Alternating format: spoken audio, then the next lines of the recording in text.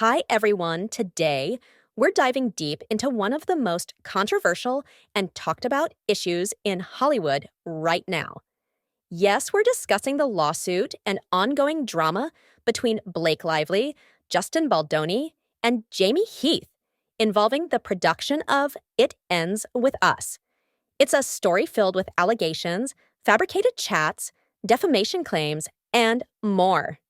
In this video, it'll break down every detail, step by step, what was claimed, what evidence has been provided, and what each side is saying. Trust me, there's a lot to unpack. So let's start with the first major point in this case, the smear campaign allegations. According to Blake Lively, Justin Baldoni and his PR team were allegedly planting negative stories about her in the media. To back up her claim, certain private chats were attached as evidence. At first glance, these chats made it look like Justin's team was actively trying to sabotage Blake's reputation. And here's where things get interesting. Justin's team countered this by releasing the entire chat conversations. The context completely changed. For example, it was revealed that the negative PR tone in the messages was sarcastic and full of emojis that were conveniently removed in the version Blake's team submitted. Justin was actually asking his team to monitor stories and ensure they weren't involved in spreading false narratives. So, the big question here is, was this really a smear campaign, or was Blake twisting the narrative to make it appear that way? Let me know your thoughts in the comments below. Now, let's move on to one of the most shocking allegations. Jamie Heath, the producer, allegedly showed Blake Lively a graphic video of his wife giving birth. Blake reportedly found this highly inappropriate and claimed it made her uncomfortable, equating it to a form of exploitation. Here's Jamie's side of the story.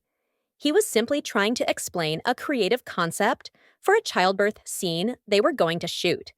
The video, according to him, was not inappropriate, but educational and freely available on the internet.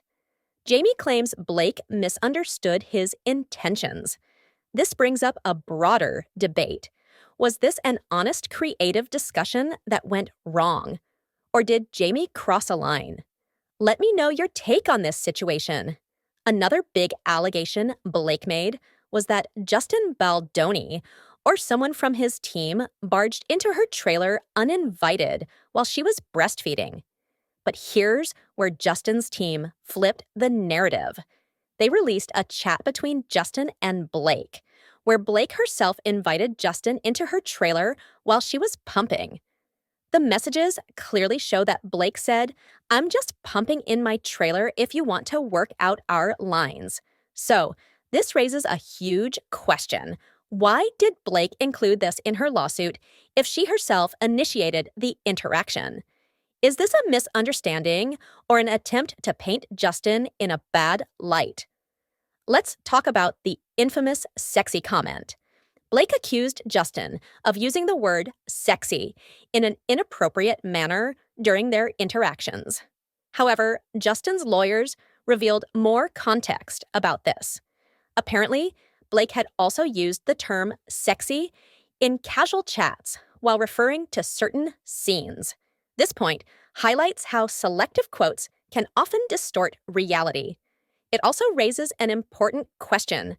Should casual conversations on a film set be used as evidence for serious allegations? Let me know your opinion on this. Now, let's revisit Blake's complaints from January 2024. She had filed a detailed list of demands regarding workplace conduct, including hiring an intimacy coordinator. According to Justin's team, they immediately addressed her concerns, held a meeting, and agreed to everything Blake asked for. But here's the twist. Despite this resolution, Blake reportedly delayed meeting the intimacy coordinator herself.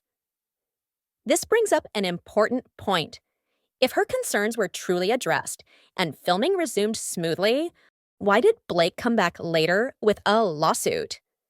Now, Let's discuss how this has affected Justin Baldoni. After Blake's lawsuit and the New York Times article were published, Justin faced serious repercussions. His agency dropped him, and several projects he was supposed to be a part of were either delayed or canceled. Justin's lawyers have since filed a defamation lawsuit against the New York Times, claiming that they published the article without thoroughly verifying the evidence.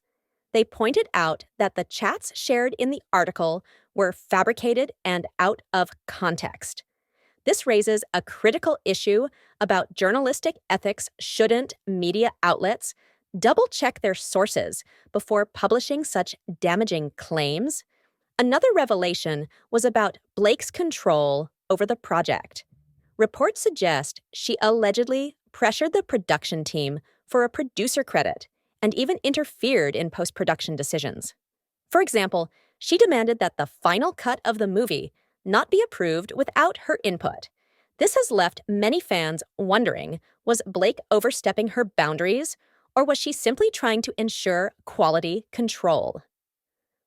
Lastly, let's talk about Ryan Reynolds, Blake's husband. Reports have emerged that Ryan was aware of the alleged issues on set, but chose to stay silent until the movie was completed. This silence has raised eyebrows, especially since Ryan later created a lighthearted skit that indirectly mocked Justin Baldoni. Fans are questioning, why would Ryan do this if the allegations against Justin were so serious? Was it a joke in poor taste or something deeper? So, what do we take away from this? On one hand, Blake's allegations are serious and deserve a proper investigation. On the other hand, Justin and Jamie's team have provided counter evidence